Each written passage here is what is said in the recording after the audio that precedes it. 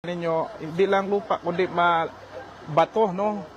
Tipak, malaking tipak ng bato. Kaya ang lugar na ito ngayon ay not passable para sa mga sasakyan, ano po?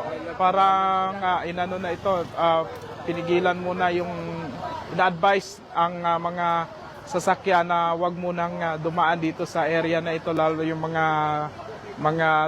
nag-travel, ano po, mga kapobre. So yan po kasi yung bato, makita natin, no? Malaking bato, tipak ng bato. Ayan.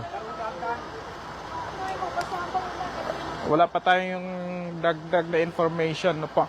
Sabi dito sa Facebook post ng MDRRMO Tangalan, ngayong gabi lamang ay sinabi nila na ito yung advice nila DRRMO Tangalan. Saglit lang mga kapobre.